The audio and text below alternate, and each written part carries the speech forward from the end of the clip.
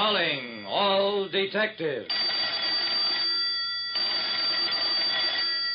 When I boarded a train and ordered a sandwich in the club car, what I was served was murder deluxe. That is the situation on this page from my casebook. The casebook of Jerry Browning, private detective. When you're a private detective like me, Jerry Browning, the smallest things can crack the biggest cases.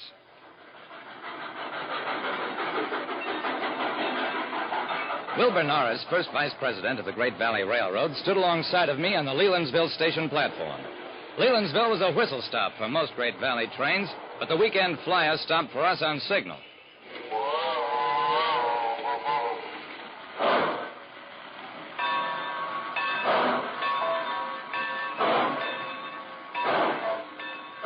Mr. Norris and I headed for the club car and something to eat. We'd been on a routine investigation and now faced a 400-mile trip back to town. The club car steward came over to take our orders. We sat down next to a huge, puffy-cheeked man. You rang, sir? Well, what do you know? Service on the first ring. Norris ignored the drunk, gave the steward our order for sandwiches and coffee, then settled back to enjoy his favorite pastime, riding on trains. But the drunk couldn't be discouraged. Edgar Wilson's my name, gents. Shake hands with me and you shake hands with the smartest real estate promoter in 7 counties.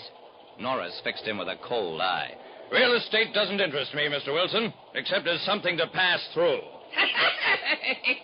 Mighty funny. Boy, you're a card. Hey, let me tell you about the deal I put over. Worked on it for months.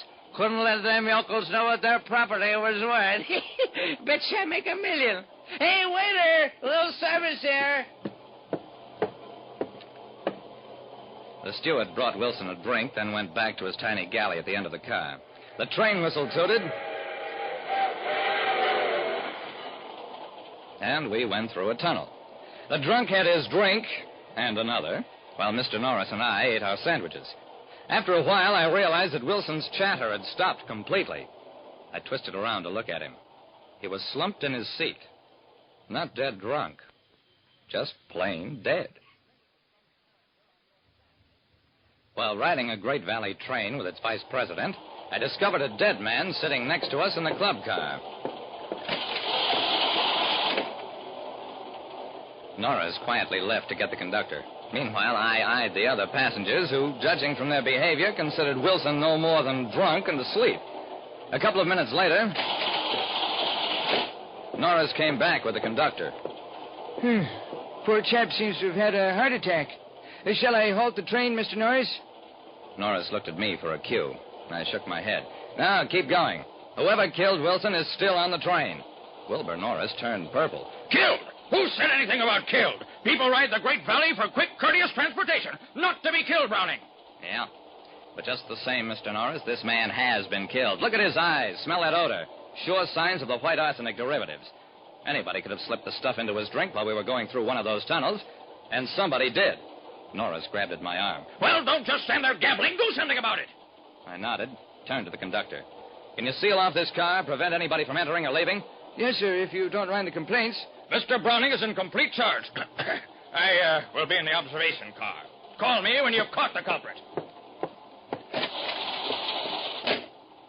A passenger started to leave. Sorry, sir, you'll have to stay. There's been a crime. Every time this Toonaville line runs a train, it's a crime. Now, get him away. There's been a murder. If you try to leave, I'll be compelled to put you under detention. That was strictly double talk, but it worked. The passenger went back to his seat. I turned to the conductor. Do you know any of these passengers? No, sir, this isn't my regular run. I was transferred to it this morning. Okay.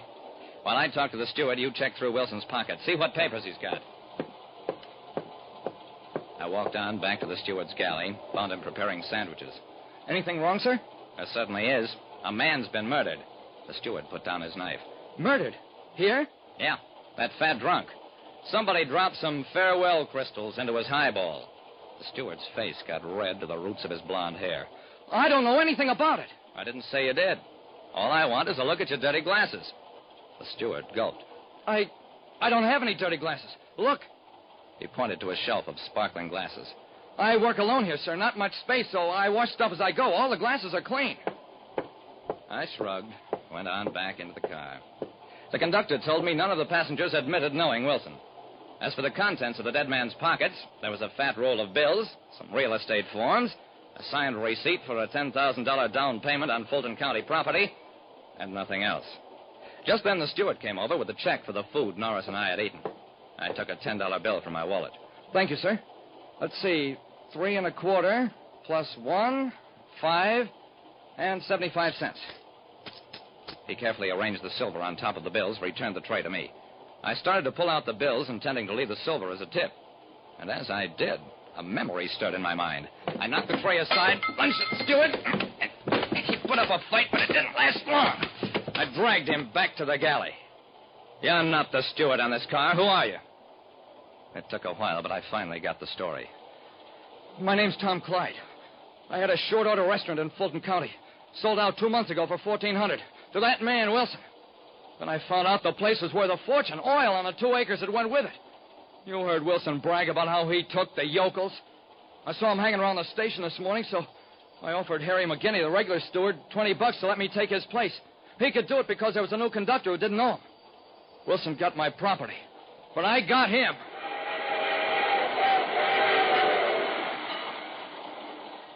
I left Tom Clyde with police at the next station. Then I went on back to the observation car, found Norris pretending to read a railroad magazine.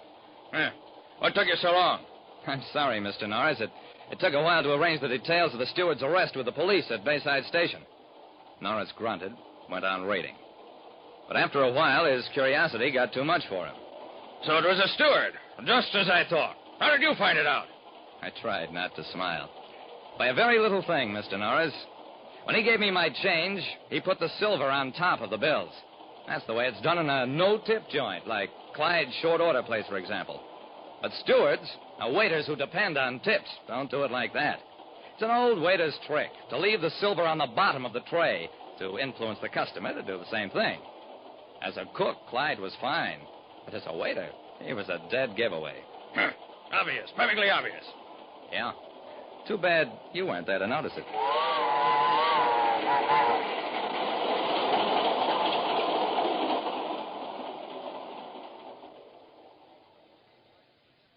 And that's all there was to it.